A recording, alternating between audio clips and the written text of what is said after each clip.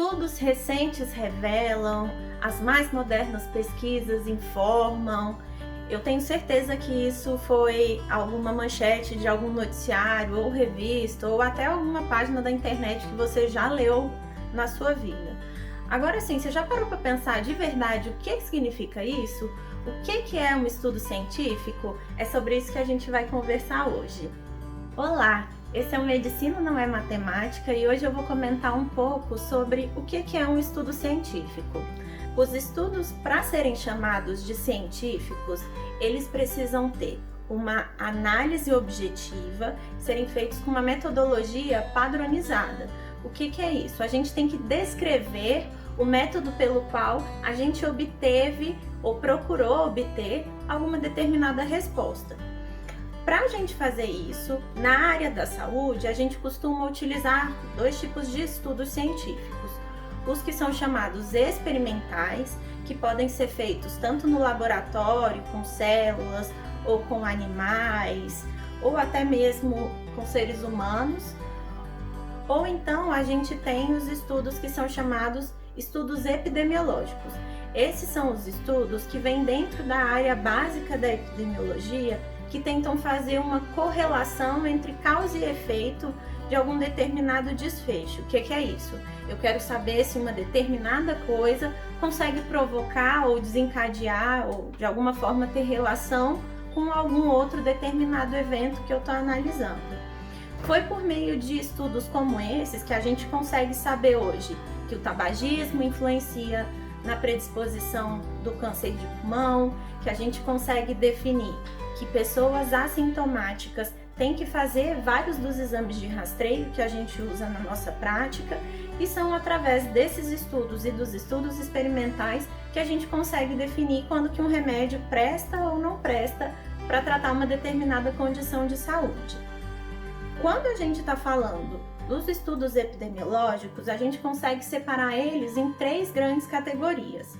Os estudos que são chamados de ecológicos, em que a gente faz um estudo populacional dentro de uma cidade, de um país ou até mesmo do mundo, sem ficar muito apegado nos desfechos que estão relacionados a cada um dos indivíduos da nossa amostra.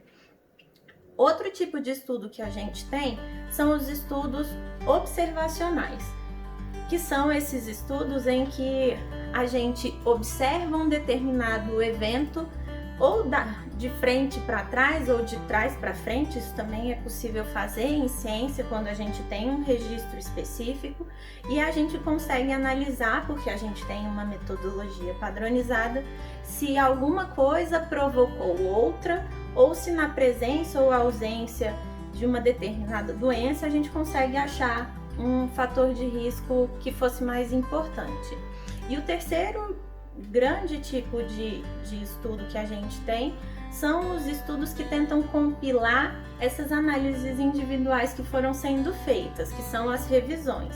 Aí dentro desse grupo de análise a gente tem os estudos que podem ser chamados de revisões sistemáticas. Então até o próprio nome diz que é uma revisão que é feita padronizadamente.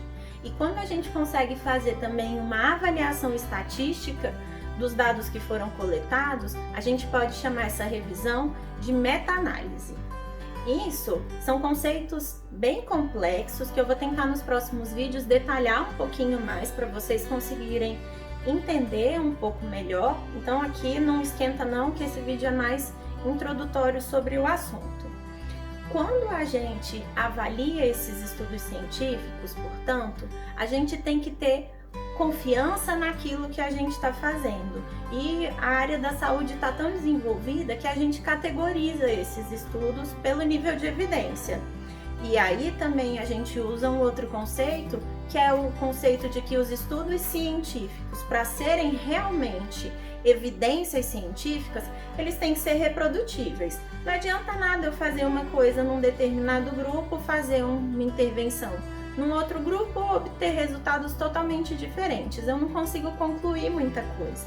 Então, toda vez que você for ler uma matéria que apareceu num determinado jornal, em uma determinada revista, essas revistas que a gente vê no nosso cotidiano não são revistas científicas, corre atrás de saber onde que ela foi publicada, se ela foi feita com uma metodologia correta e se ela foi feita por uma análise correta.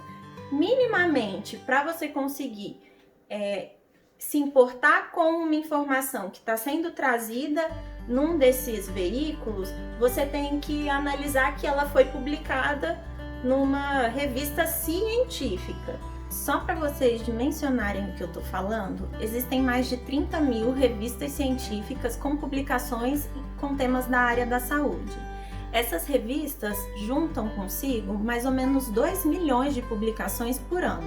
Então você tem que saber filtrar e interpretar o que está sendo dito e que respostas que a gente pode tirar de cada um desses estudos. Isso é o que a gente, como médico, faz e todo mundo que estuda na área da saúde tenta fazer também.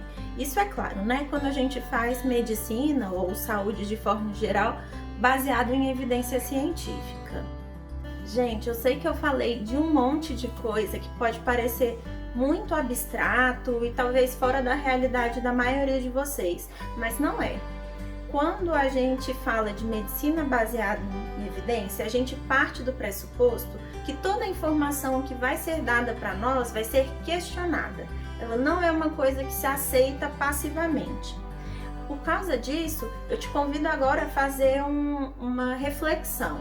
Tenta parar e lembrar das últimas informações que você viu sobre uma determinada doença que está acometendo o mundo todo, que um monte de gente tem falado um monte de coisa a respeito. E eu quero que você pare para tentar lembrar quantas vezes das informações que você leu, ou no noticiário, ou no jornal, ou numa revista, ou na internet, você parou para tentar achar a fonte. Onde que esse estudo foi feito, com quem, com quantas pessoas, como que era a população, que tipo de análise que foi feita. Não precisa nem ir muito longe. Eu quero que você só tente ver e tente analisar em que revista científica que esses dados foram publicados. Isso já diz muita coisa sobre o estudo. Nos próximos vídeos eu vou tentar te ajudar a fazer isso também, te explicando dessas mais de 30 mil revistas científicas que existem, como que a gente faz para interpretar e para escolher em quais que a gente confia mais ou confia menos e como que a gente confia em cada uma das informações que a gente está lendo. Medicina não é matemática, mas ela pode ser muito bem feita, baseada em evidência. Então presta bastante atenção no que você toma verdade para você e ainda mais no que você propaga como informação de confiança ou não. Eu espero que esse vídeo tenha ajudado vocês.